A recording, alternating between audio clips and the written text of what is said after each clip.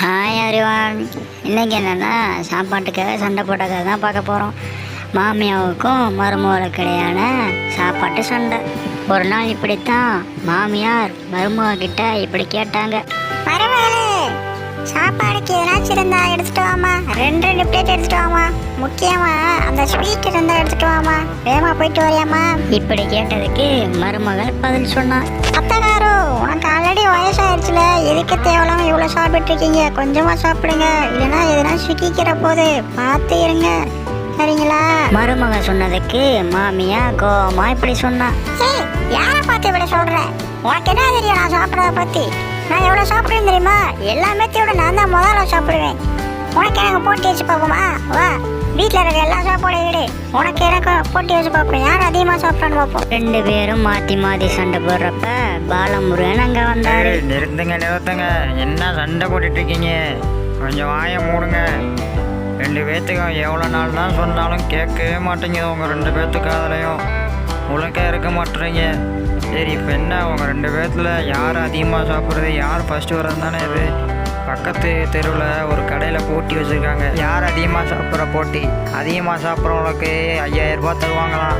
வாங்க, ரெண்டு பேர்த்தையும் கூட்டிகிட்டு போகிறேன். போட்டி நடக்கிற கடைக்கு ரெண்டு பேர்த்தையும் பாலமுருகன் கூட்டிகிட்டு போனான். அங்கே போனால் கேக்கு சாப்பிட்ற போட்டி வச்சாங்க. இங்கே யார் அதிகமாக கேக்கு சாப்பிட்றாங்களோ அதிகபட்சமாக 25 கேக்குக்கு மேலே சாப்பிடணும். அந்த போட்டி வச்சுக்கிட்டு இருந்தாங்க. இனிப்பான சாப்பாடு நம்ம அதிகமாக சாப்பிடக்கூடாது. அப்படி சாப்பிட்டா நம்ம உடம்புக்கு சேராது. எல்லாமே இதை நம்ம ஒரு குறிக்கோளாக எடுத்து வச்சுக்கணும். இனிப்பு ஐட்டம் கம்மியாக சாப்பிடணும். அந்த கடையில் எதுக்காக இப்படி வச்சாங்கன்னா, இனிப்பான பொருட்கள் நம்ம அதிகமாக சாப்பிட மாட்டோம்னு அவங்களுக்கு தெரியும்.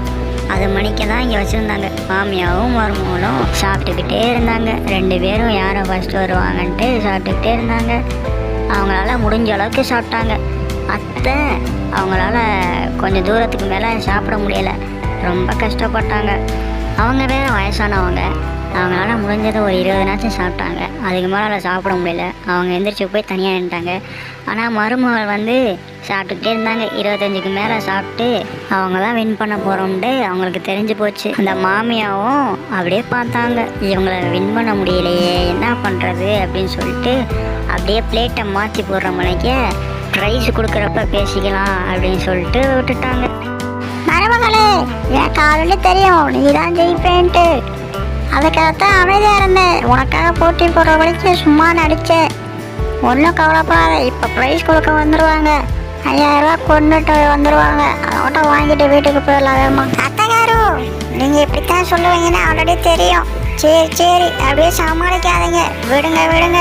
ப்ரைஸ் கொடுக்குறப்ப பேசிக்கலாம். இவங்க ரெண்டு பேரும் பேசிகிட்டு இருக்கும்போதே கடை ஓனர் ப்ரைஸ் கொடுக்க வந்தார். இந்தாங்கம்மா, நீங்கள் ஜெயிச்சா 5000 ரூபா நீங்களே வாங்கிக்கோங்க. நீங்களே நவனா பண்ணிக்கலாம். நீங்கள் தான் ஜெயிச்சிங்க.